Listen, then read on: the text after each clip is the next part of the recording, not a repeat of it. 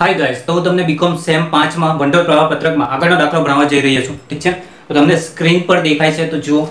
દાખલો નંબર 7 કે tsunami company લિમિટેડના 31/3/18 ના અને 31/3/19 ના વર્ષના પાકા સરવૈયા નીચે મુજબ છે. એટલે કે 2 વર્ષના પાકા સરવૈયા આપ્યા છે તમને. ઓકે, ને હવાલા આપ્યા છે તમને વધારાની માહિતીમાં. ઠીક છે, ટોટલ 7 હવાલા છે. ઠીક છે, તો આપણે પહેલા બનાવીશું કાર્યશીલ મૂડીમાં ફેરફાર દર્શાવતું પત્રક. ઠીક છે, હવે આ કાર્યશીલ મૂડીમાં ફેરફાર દર્શાવતો પત્રક માટે પહેલા તો ચેક કરી લેવાનો હવાલામાં કોઈ સ્ટોકની માહિતી છે. ઠીક છે, તો 7મો હવાલો જે છે એમાં સ્ટોકની માહિતી છે. ઓકે, તો 7મો હવાલો શું કહે છે આપણને કે અગાઉના વર્ષમાં સ્ટોકની કિંમત મૂળ કિંમત કરતાં 10% ઓછી આપવામાં આવી છે. હવે મૂળ કિંમતે દર્શાવવાનું નક્કી કરવામાં આવે છે. ઠીક છે, એટલે કે 10% ઓછી કિંમત એટલે 90% એ આંકેલી છે. હવે આપણે એને 100% આંકવાની છે. ઓકે, આ રીતે 31/3/2018 ના રોજ સ્ટોકની કિંમત 1,08,000 હતી, જ્યારે 31/3/19 ના રોજ સ્ટોકની સાચી કિંમત 1,50,000 આપવામાં આવી હતી. ઠીક છે, તો એની સાચી કિંમત 31/3/19 ના રોજ સ્ટોકની સાચી કિંમત કેટલી છે? 1,50,000 છે. એનો મતલબ છેવટનો સ્ટોક તો બરાબર જ છે, શરૂઆતના સ્ટોકમાં જ ગડબડ છે. એટલે કે 90% આપેલી છે, જેને આપણે 100% કરવાની છે. ઠીક છે, ઓકે. તો કાર્યશીલ મૂડીમાં ફેરફાર દર્શાવતા પત્રકમાં આની આપણને જરૂર પડશે હવાલા નંબર 7. ઠીક છે, તો સ્ટાર્ટ કરીએ આપણે કાર્યશીલ મૂડીમાં ફેરફાર દર્શાવતું પત્રક. ઓકે, તો વિગત 31/3/18 31/3/19 વધારો અને ઘટાડો. ઠીક છે, પહેલા આવશે ચાલુ મિલકતો. ઓકે, તો ચાલુ મિલકતોમાં ડાયરેક્ટ આપી દીધું છે આપણને ચાલુ મિલકતો. ઠીક છે, પણ એમાં સ્ટોક બી છે. ઓકે, તો સ્ટોકની વાત પહેલા આપણે કરી લઈએ અને પછી કરીશું અન્ય ચાલુ મિલકતો. એટલે કે આ જે સ્ટોક કુલ ચાલુ મિલકત જે એ લોકો આપ્યા છે એમાં બંને રકમ છે, સ્ટોક બી છે અને અન્ય ચાલુ મિલકત છે. ઠીક છે, તો પહેલા તો હવાલા પર જઈએ આપણે. હવાલો શું કહે છે? તો હવાલો નંબર 7 ની વાત છે. ઓકે, ઠીક છે, તો હવાલો નંબર 7 ની વાત કરીએ આપણે કે જે એ લોકો છેલ્લે પેરેગ્રાફમાં એવું લખ્યું હતું કે 31/3/19 ના રોજ સ્ટોકની સાચી કિંમત 1,50,000 છે. એનો મતલબ છેવટનો સ્ટોક બરાબર જ છે. ઠીક છે, છેવટનો સ્ટોક કેટલો છે? 1,50,000 છે, જે સાચી કિંમતે બતાવેલો છે. ઠીક છે, એટલે કે છેવટનો સ્ટોક એટલે કે છેવટનો સ્ટોક તો બરાબર જ છે 1,50,000. ઠીક છે, એની સાચી કિંમત. પણ શરૂઆતનો સ્ટોક એ લોકો 1,08,000 જે બતાવેલો છે તે 10% ઓછી કિંમતે છે. ઠીક છે, તો શરૂઆતના સ્ટોકમાં વધારો આવશે. શરૂઆતના સ્ટોકમાં વધારો, હેડિંગ શું આવશે? શરૂઆતના સ્ટોકમાં વધારો. ધારો કે સ્ટોકની કિંમત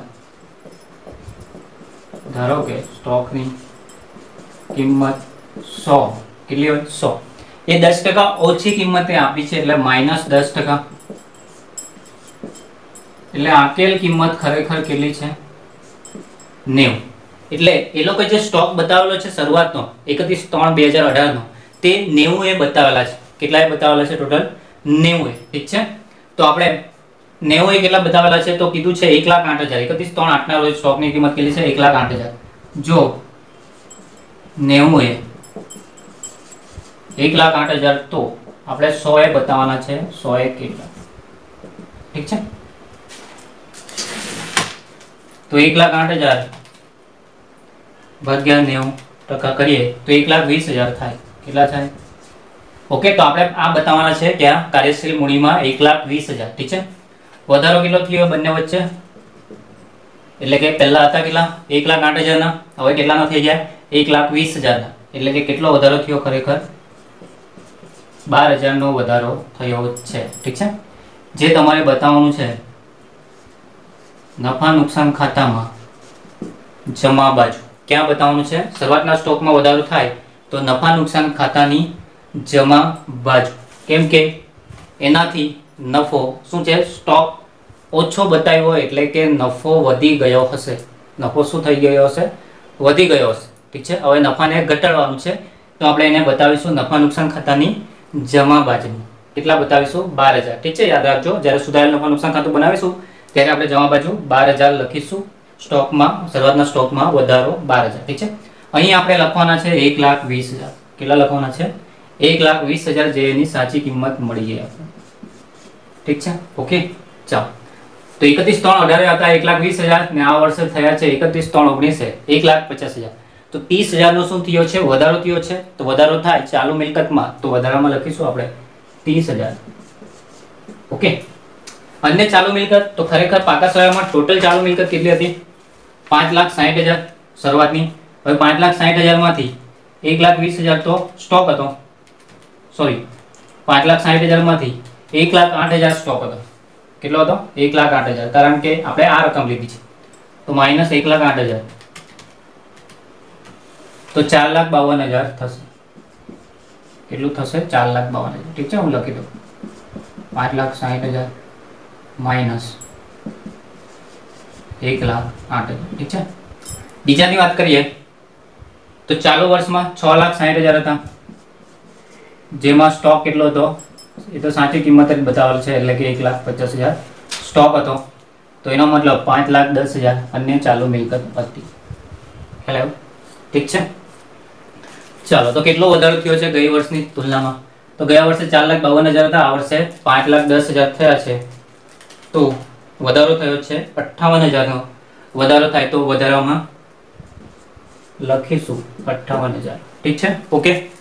તો આ થઈ ગયો અન્ય ચાલુ મિલકતની વાત, એટલે કે ચાલુ મિલકત. ઠીક છે, બીજી કોઈ મિલકતો નથી એમાં. તો આનું આપણે ટોટલ કરીશું, જેને કહીશું આપણે કુલ ચાલુ મિલકતો. ક્લિયર? ઠીક છે. તો કુલ ચાલુ મિલકતો કેટલી? 1,20,000 વત્તા 4,52,000, તો 5,72,000. ઠીક છે. ને આનું ટોટલ તો છે 6,60,000. ઓકે. અહીંયા તો આ સાચી કિંમત જ છે, એટલે એટલું ટોટલ રહેવાનું. અહીંયા શું છે? 1,08,000 ના 1,20,000 થઈ ગયા, એટલે ટોટલ વધી જવાનું. ઠીક છે, ઓકે. માઇનસ શું આવે? ચાલુ દેવા. ક્લિયર? હવે ચાલુ દેવાની વાત કરીએ આપણે. તો ચાલુ દેવામાં પણ એક જ આપેલા છે ડાયરેક્ટ ચાલુ દેવા, 2,40,000 અને 2,60,000. ઠીક છે. તો ચાલુ દેવા 2,40,000 ને 2,60,000. ઠીક છે, 2,40,000 ને 2,60,000. ઓકે. કરવેરા જોગવાઈ આપી છે, પરંતુ એના માટે હવાલો ચેક કરી લેવાનો. ઠીક છે. તો છઠ્ઠો હવાલો આપેલો જ છે, એટલે કરવેરા જોગવાઈ ચાલુ દેવામાં નહીં આવશે. ઓકે. ચાલો, તો આનું ટોટલ જો કરીએ આપણે, તો એને આપણે ગણીશું કુલ ચાલુ દેવા. ઓકે.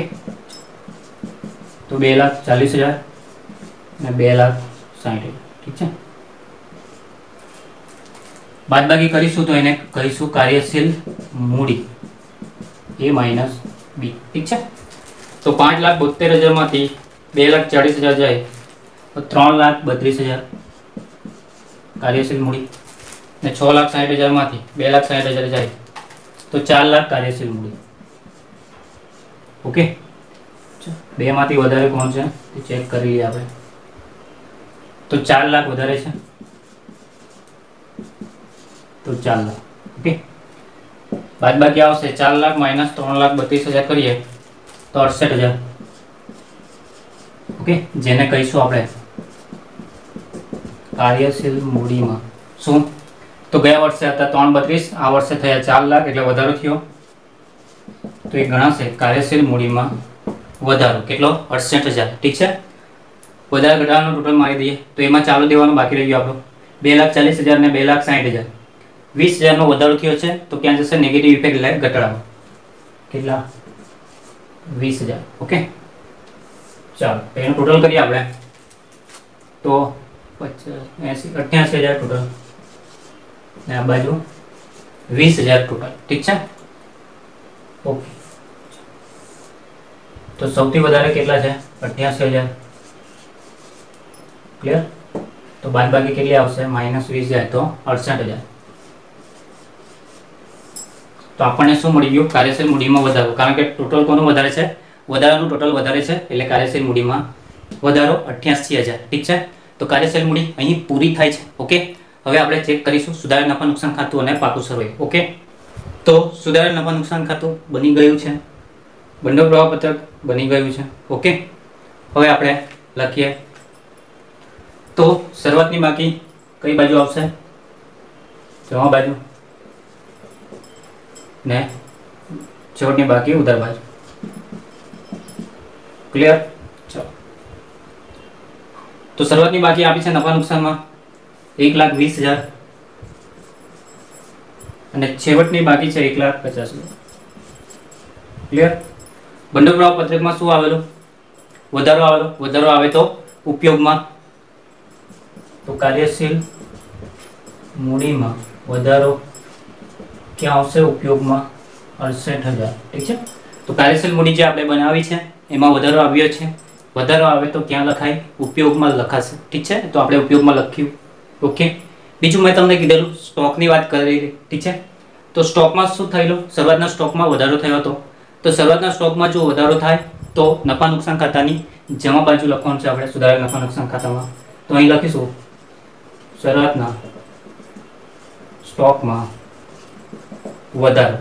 ટોટલ વધારો હતો કેટલો? 12,000 નો. ઠીક છે, ઓકે.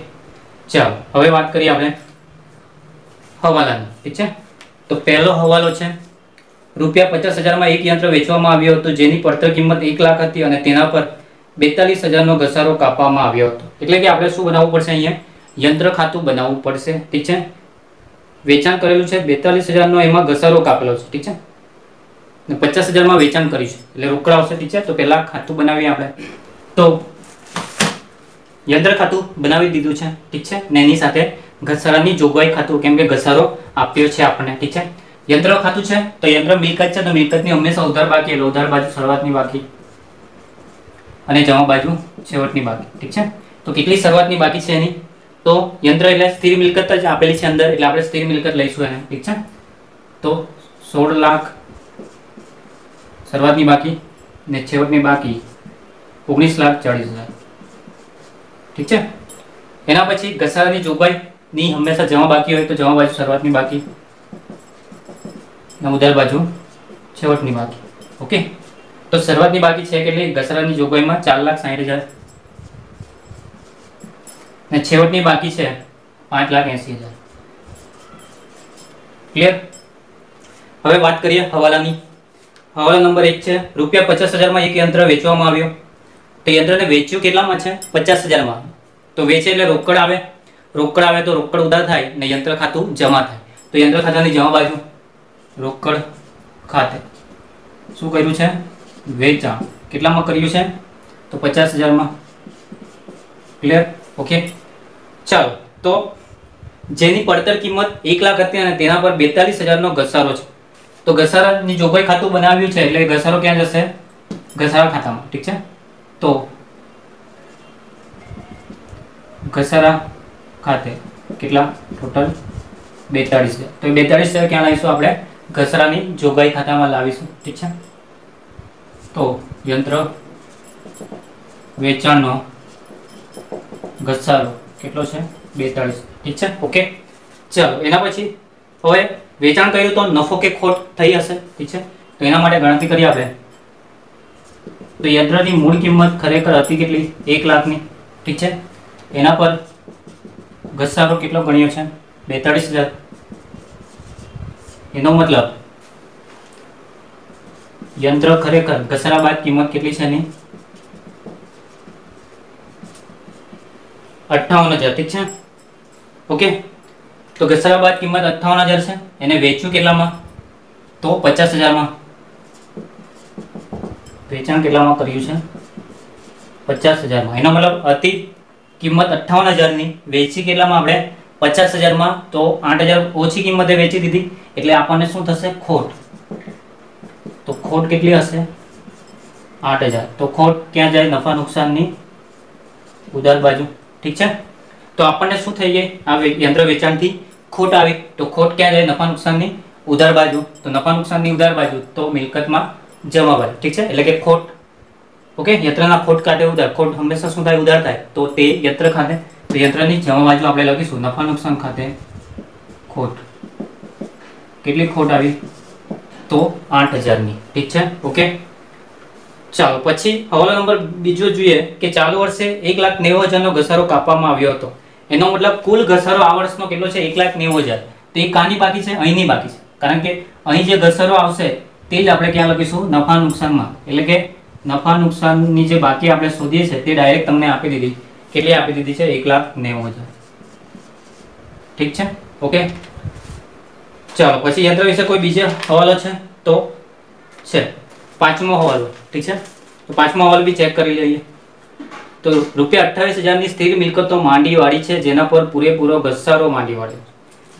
તો 28,000 ની સ્થિર મિલકત છે, ઓકે, એટલે કે યંત્ર. ઠીક છે, હવે એ માંડીવાળી છે એમ કીધું છે, પણ એના પર પૂરેપૂરો શું ગણ્યો છે? એ લોકો ઘસારો ગણ્યો છે, એટલે કે 28,000 પૂરેપૂરા ઘસારો જ છે. તો એ ક્યાં જશે? ઘસારા ખાતામાં જ જશે, કારણ કે એને ઘસારો ગણેલો છે. ઠીક છે, ને ટોટલ ઘસારો આપણે નફા નુકસાનમાં તો કેટલો લખવાનો છે? 1,90,000 જે આપી દીધું છે. ઓકે, હા, એ લોકો એમ કીધું હતું કે 28,000 માંડીવાળી છે, ઓકે, ઘસારાની કોઈ વાત નહીં હતી, તો એ નુકસાન કહેવાતે. તો નુકસાન અહીં આપણે લખતે, નુકસાન જમા બાજુ લખતે ને ક્યાં જતે? નફા નુકસાનમાં જતે. ઠીક છે, પરંતુ અહીંયા માંડી વાળેલું છે પણ એ પૂરેપૂરો શું છે? ઘસારો છે. ઓકે, તો એ જશે ક્યાં? ઘસારા ખાતે જ જશે. ઓકે, તો ઘસારા ખાતે માંડી વાળે કેટલો માંડી વાળેલો છે? તો ટોટલ 28,000. ઠીક છે, જો પૂરેપૂરો ઘસારો નહીં ગણતે તો આપણે એને નફા નુકસાનમાં લઈ જતે, પરંતુ એ ઘસારો ગણેલો છે એટલે એને ઘસારામાં લઈ જવું પડશે. ઠીક છે, તો અહીં લખીશું માંડી વાળેલ યંત્ર કે સ્થિર મિલકત. ઠીક છે, કેટલી છે? 28,000. ઓકે, ઠીક છે, ચાલો તો આ રીતે આવે. ઓકે, ચાલો બીજો કોઈ હવાલો નથી એના વિશે, ખ્યાલ આવી ગયો ને? ઠીક છે, ઓકે. ખાલી માંડી વાળે લખેલું હતું તો આપણે અહીંયા નફા નુકસાન ખાતે લખતે ને નફા નુકસાનમાં લઈ જતે, પરંતુ એ લોકો પૂરેપૂરો ઘસારો ગણેલો છે એટલે આપણે એને ઘસારામાં લઈ ગયા છે. ઓકે, ઠીક છે, ચાલો. ને વર્ષ દરમિયાનનો ઘસારો કેટલો છે? 1,90,000. ઠીક છે, તો આ સરભર થઈ જશે. ઓકે, તો જોઈ લઈએ એકવાર. 42,000 ઉધાર બાજુ વત્તા 28,000 ને 5,80,000 એટલે આ થયા 6,50,000. ઓકે, આ બાજુ બી 6,50,000 થઈ જશે. 6,60,000 ને 1,90,000 તો 6,50,000 થઈ ગયો. ખ્યાલ આવી ગયો? ઠીક છે, કેમ કે ઘસારો ડાયરેક્ટ આપેલો છે, આ નહીં આપેલો હોતે તો આપણે આનું ટોટલ કરતે તો બાકી 1,90,000 જ આવતે. ખ્યાલ આવી ગયો? ઠીક છે, તો એ લોકો ડાયરેક્ટ આપી દીધું છે. ખ્યાલ આવ્યો ને? ચાલો હવે ટોટલ કરીએ આપણે કોનું? સ્થિર મિલકતનું. તો જમા બાજુ વધારે છે તો 50,000 વત્તા 42,000 વત્તા 8,000 વત્તા 28,000 વત્તા 19,40,000 તો 20,68,000 total. 20,68,000. Clear? Minus 1,60,000, sorry minus 16,00,000 તો 4,68,000 શું આવશે? ખરીદી. શું આવશે? ઉધાર બાજુ ખરીદી કોના ખાતે? રોકડ ખાતે. ઠીક છે, ઓકે, ચાલો તો આ એન્ટ્રી પૂરી થઈ. હવાલો પહેલો પૂરો થાય છે અહીં. ઠીક છે, પહેલો ને બીજો ને પાંચમો. કેટલા? 3 હવાલા હતા, નંબર 1, નંબર 2 અને નંબર 5. એટલે ટોટલ 3 હવાલા અહીં પૂરા થાય છે. ઓકે, હવે આપણે એની એન્ટ્રી આપીશું. તો ઉધાર બાજુથી ચેક કરીએ તો રોકડ ખાતે ખરીદી કરીએ એટલે રોકડ જાય એટલે ઉપયોગમાં, એટલે ભંડોળ પ્રવાહ પત્રકમાં ઉપયોગમાં લખીશું આપણે યંત્રની ખરીદી. ઠીક છે, કેટલામાં ખરીદી કરી છે? તો 4,68,000. ક્લિયર? ચાલો જમા બાજુ રોકડ ખાતે વેચાણ કર્યું, વેચાણ કરે તો રોકડ આવે તો પ્રાપ્તિમાં, તો ભંડોળ પ્રવાહ પત્રકમાં પ્રાપ્તિમાં લખીશું યંત્રનું વેચાણ કેટલામાં કર્યું? 50,000માં. ઠીક છે, પછી ઘસારા ખાતે, ઘસારામાં જતું રહ્યું. નફા નુકસાન ખાતે ખોટ છે તો ખોટ નફા નુકસાનની ઉધાર બાજુ કોની ખોટ છે? તો યંત્ર વેચાણની ખોટ. કેટલી? ટોટલ 8,000. ઠીક છે, ઓકે. પછી ઘસારા ખાતે માંડી વાળે ઘસારામાં જતું રહ્યું. ઠીક છે, એ બી પૂરું. ચાલો તો ખાતું પૂરું થાય યંત્રનું. હવે ઘસારાની વાત કરીએ તો આ બંને આવી ગયા. ઠીક છે, ફક્ત એક જ એન્ટ્રી આવશે નફા નુકસાન ખાતે, જે વર્ષ દરમિયાનનો ઘસારો કેટલો છે? 1,90,000. તો ઘસારો ઉધાર બાજુ કોનો? ઘસારાની જોગવાઈ ખાતે બી લખો તો બી ઘસારાની જોગવાઈ. ઠીક છે, કાં તો યંત્ર પર ઘસારો લખો તો પણ ચાલશે. ટોટલ કેટલા છે? 1,90,000. ઠીક છે, પૂરું. ઓકે, તો અહીંયા ખાતું પૂરું થાય છે. ઠીક છે, બધી એન્ટ્રી પૂરી. ચાલો હવે જઈશું આપણે ત્રીજા હવાલામાં. તો 20% ડિબેન્ચર 3% પ્રીમિયમ પરત કર્યા. ઠીક છે, તો 20%ના એટલે કે જે ડિબેન્ચર ટોટલ છે એમાંથી 20% લેવાના છે. ઓકે, તો ગણતરી કરીએ આપણે. તો જો આપણે હવાલા નંબર 3 પર છે 20%ના ડિબેન્ચર, હવાલા નંબર 3. તો ડિબેન્ચર છે કેટલા? તો શરૂઆતના ચેક કરવાના આપણે. તો શરૂઆતના ડિબેન્ચર છે 4 લાખ. કેટલા છે 4 લાખ, એના લેવાના છે 20%, તો 4 લાખના 20% થશે 80,000, ઠીક છે। તો 80,000 ને આપણે કઈ રીતે આપવાના છે, 3% પ્રીમિયમ है, ઠીક છે। તો ડિબેન્ચર્સ પર, ઠીક છે, ટોટલ 80,000 વત્તા 3% પ્રીમિયમ, ઠીક છે। તો પ્રીમિયમ કેટલું, આના 3%, તો 80,000 ના 3% કરીશું આપણે તો 2,400, એનો મતલબ ટોટલ પરત કરવાના છે 82,400, ઠીક છે, પ્રીમિયમ સહિત। તો પ્રીમિયમ 3% એટલે કે 80,000 ના 2,400 પ્રીમિયમ, એટલે ટોટલ આપવાના છે આપણે પરત કરવાના છે 82,400। પરત કરીએ તો શું થાય, રોકડ જાય, રોકડ જાય એટલે ઉપયોગમાં, તો ઉપયોગમાં લખીશું આપણે ડિબેન્ચર પર ટોટલ કેટલા 82,400, ઓકે। चलो एक एंट्री થઈ ગયા ને, ઠીક છે। બીજી એન્ટ્રી ડિબેન્ચર માંથી માઈનસ થઈ જશે આટલા, ઓકે। પણ પ્રીમિયમ નું શું, પ્રીમિયમ આપણે વધારે આપ્યું એટલે શું કહેવાય ને, નુકસાન કહેવાય, ઠીક છે, ઓકે। તો પ્રીમિયમ ખાતું છે બી નહીં, ઠીક છે, તો આને શું કહેવાય, નુકસાન, કેમ કે આપણે આપવાના હતા કેટલા 80,000, આપણે આપ્યા કેટલા 82,400, એનો મતલબ 2,400 વધારે આપ્યા, તો આપણું નુકસાન છે, તો નફા નુકસાનની ઉધાર બાજુ જશે, તો ઉધાર બાજુ લખીશું ડિબેન્ચર્સ પરત પ્રીમિયમ, ટોટલ કેટલું 2,400, ઠીક છે, નુકસાન થઈ ગયું, આપણે વધારે રકમ આપી દીધી એટલે નુકસાન કહેવાય, જેટલી વધારે આપી એટલી, ઓકે। પછી હવાલો નંબર 4 ની બી વાત કરી લઈએ આપણે, ઠીક છે। તો હવાલો નંબર 4, અમુક રોકાણો નફાથી વેચવામાં આવ્યા, તેનો નફો મૂડી અનામત ખાતે જમા કર્યો, ઠીક છે। તો આવો હવાલો પહેલા બી આવેલો, ઠીક છે। તો અમુક રોકાણો, પણ કેટલા રોકાણો, તો પહેલા એની બાકી લખી દે, રોકાણ મિલકત છે, મિલકતની ઉધાર બાકી આવે એટલે શરૂઆતની બાકી ઉધાર બાજુ, છેવટની બાકી જમા બાજુ, ઠીક છે। તો શરૂઆતની બાકી છે કેટલી રોકાણની 2 લાખ, ને છેવટની બાકી છે કેટલી રોકાણની 1,60,000, ક્લિયર। હવે અમુક રોકાણો વેચ્યા છે, કેટલા વેચ્યા છે કઈ ખબર નથી, પરંતુ એનો જે નફો છે એ નફો મૂડી અનામત ખાતે જમા છે। તો મૂડી અનામત ખાતું આપણે પાકા સરવાળામાં ચેક કરીએ, તો જવાબદારી બાજુ જોઈએ આપણે, તો મૂડી અનામત આપેલી છે, શરૂઆતની તો છે જ નહીં, ઠીક છે, પણ છેવટની છે, છેવટની કેટલી બતાવે છે 20,000, પણ આવી ક્યાંથી, શરૂઆતના તો હતા જ નહીં, તો આવ્યા ક્યાંથી, તો આ 20,000 ક્યાંથી આવ્યા, રોકાણનો નફો હશે, ઠીક છે। નફો જનરલી જમા થાય, ઠીક છે, ક્યાં, નફા નુકસાન, ઠીક છે। તો રોકાણ શું થશે, ઉધાર, નફો જમા થાય તો રોકાણ શું થાય, ઉધાર, તો ઉધાર બાજુ આપણે લખીશું, પણ કોના ખાતે નફો જમા છે, મૂડી અનામત ખાતે, તો આપણે મૂડી અનામત લખીશું, ઓકે। કેટલો નફો છે, તો ટોટલ આપી દીધું છે 20,000, ઠીક છે। ખાતું બનાવવાની જરૂર નથી, મૂડી અનામત ખાતું બનાવવાની જરૂર નથી, કારણ કે એક જ એન્ટ્રી છે 20,000 ની, એ પણ ચાલુ વર્ષમાં, તો આવ્યા ક્યાંથી, વર્ષ દરમિયાન આવ્યા હશે, પણ ક્યાંથી, કે આ નફો જે આવ્યો હશે તે આપણે મૂડી અનામત ખાતે મોકલી દીધા, એટલે એમાં આ 20,000 છે, ઠીક છે। તો ડાયરેક્ટ આપણે લખી દીધું મૂડી અનામત ખાતે નફો કેટલો 20,000, બંનેનું ટોટલ કરી દઈએ તો 2,20,000, 2,20,000, તો બાકી કેટલી આવશે ટોટલ 60,000, એનો મતલબ વેચ્યું કેટલામાં, આપણે 60,000 માં રોકાણને વેચ્યું છે, રોકડ ખાતે કેટલા વેચાણ, રોકડ ખાતે વેચાણ કેટલામાં વેચ્યું છે, ટોટલ આપણે 60,000 માં વેચ્યું છે, ખ્યાલ આવી ગયો, ઠીક છે, ઓકે, ઓકે। તો જનરલી દેખાય છે, જુઓ શરૂઆતના હતા આપણી પાસે કેટલા 2 લાખ, છેવટના કેટલા હતા 1,60,000, તો 40,000 ઓછા થઈ ગયા ને, એટલે 40,000 નું શું કર્યા છે આપણે, વેચ્યા છે કેટલામાં 60,000 માં, તો 20,000 નો નફો થાય, તો 40,000 ના 60,000 માં વેચ્યા, તો 20,000 નો નફો થઈ ગયો, ઠીક છે। તો ચોથો હવાલો અહીં પૂરું થાય છે, ઓકે। એન્ટ્રી આપી આપણે, તો કઈ કઈ એન્ટ્રી આવશે, તો મૂડી અનામત ખાતે નફો એ મૂડી અનામતમાં જતો રહ્યો, કે અહીંયા નહીં આવશે, ઠીક છે। વેચાણ કર્યું છે કેટલાનું 60,000 નું, તો વેચાણ કરે તો રોકડ આવે, રોકડ આવે તો પ્રાપ્તિમાં રોકાણનું વેચાણ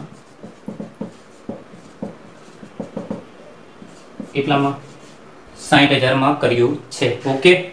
તો આ પૂરું થાય છે અહીંયા રોકાણ ખાતું, ચોથો હવાલો, ઠીક છે। હવાલો નંબર 5મો બી થઈ ગયો। હવે હવાલો નંબર 6, કે વર્ષ દરમિયાન 1,60,000 કરવેરા ચૂકવ્યા, તો કરવેરા ખાતું બનાવવું પડશે, ઠીક છે, છેલ્લો હવાલો છે આ। ચાલો, તો હવાલો નંબર 6, કે વર્ષ દરમિયાન 1,60,000 ના કરવેરા ચૂકવ્યા છે, તો કરવેરા ખાતાની કરવેરા ચૂકવાય હંમેશા કઈ બાકી આવે, જમા બાકી, તો જમા બાજુ શરૂઆતની બાકી, ઉધાર બાજુ છેવટની બાકી, ઠીક છે।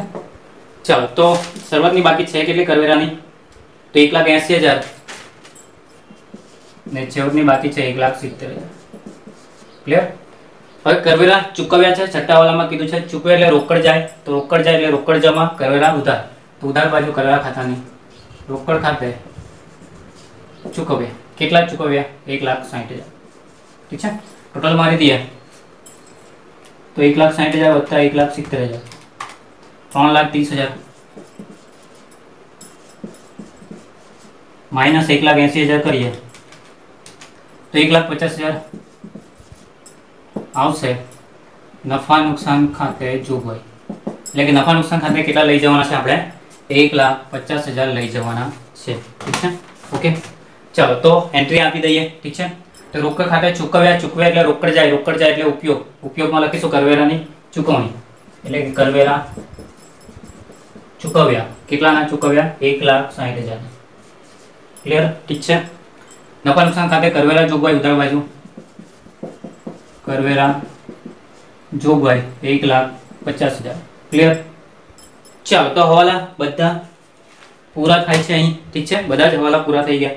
ઓકે, કોઈ બાકી નથી. હવે પાકું સર ચેક કરી લઈએ. તો મિલકત બાજુ સ્થિર મિલકતો આવી ગઈ, રોકાણ ખાતું બનાવી દીધું, રોકાણો પણ આવી ગયા, ચાલુ મિલકત પણ આવી ગઈ. પ્રાથમિક ખર્ચા અવાસ્તવિક મિલકત છે. પ્રાથમિક ખર્ચા તો પહેલા હતા 40,000, પછી થઈ ગયા 20,000, એટલે 20,000 ઓછા થઈ ગયા.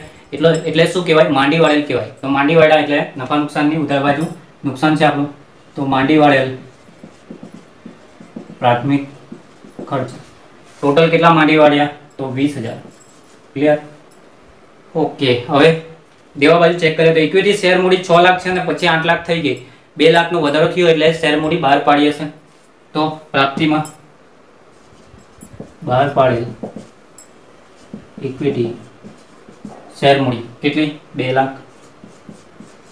ક્લિયર?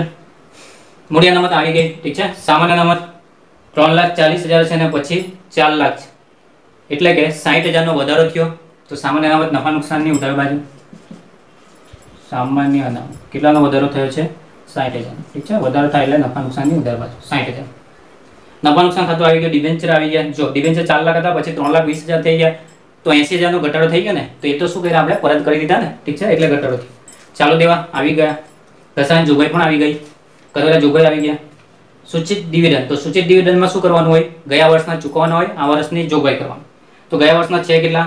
60,000, જેને ચૂકવી દઈએ એટલે રોકડ જાય એટલે ઉપયોગમાં. સૂચિત ડિવિડન્ડ ચૂકવ્યું ગયા વર્ષના 60,000 ને આ વર્ષની જોગવાઈ એટલે નફા નુકસાન. સૂચિત ડિવિડન્ડ કેટલી જોગવાઈ છે? ટોટલ 72,000 ની. ઓકે. હવે જો એક મિસ્ટેક છે અહીંયા, નહીં ચૂકવેલ ડિવિડન્ડ. આપણી મિસ્ટેક થઈ ગઈ હમણાં. ઠીક છે, નહીં ચૂકવેલ ડિવિડન્ડ કેટલું બતાવે છે ચાલુ વર્ષમાં? 8,000. એનો મતલબ નહીં ચૂકવેલ એટલે ડિવિડન્ડ ચૂકવ્યો જ નથી. કેટલું? 8,000 નું. તો આપણે ટોટલ પાકસરામાં કેટલા ચૂકવી દીધા આપણે હમણાં? 60,000. તો ખરેખર 60,000 ચૂકવેલા નહીં ગણાશે. 60,000 માં 8,000 તો એ લોકો ચૂકવ્યા જ નથી. એનો મતલબ 60,000 ખરેખર 60,000 ચૂકવેલા નથી, કારણ કે એમાં 8,000 ચૂકવેલા નથી. તો બાકીના ચૂકવેલા છે. બાકીના કેટલા? તો 60,000 માંથી 8,000 બાદ કરી દઈએ. કેમ કે 8,000 તો ચૂકવા જ નથી.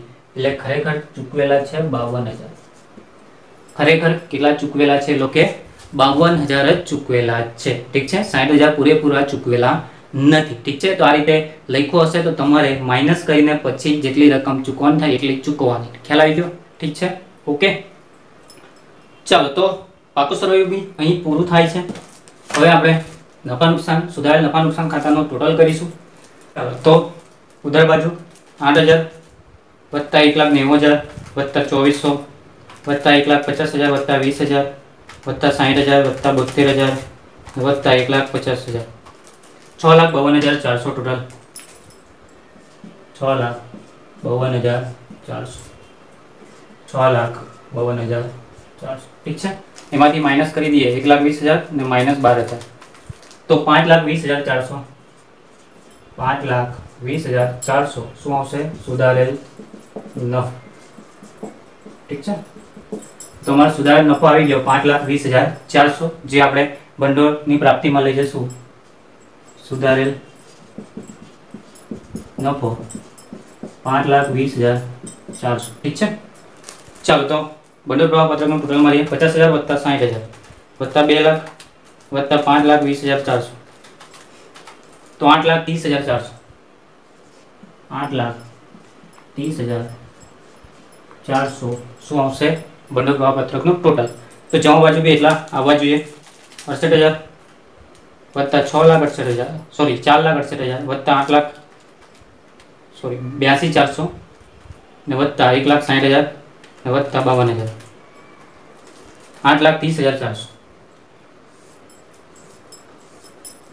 8,30,400 ટોટલ. એટલે ખાતું સરભર થઈ ગયું, ટેલી થઈ ગયું છે.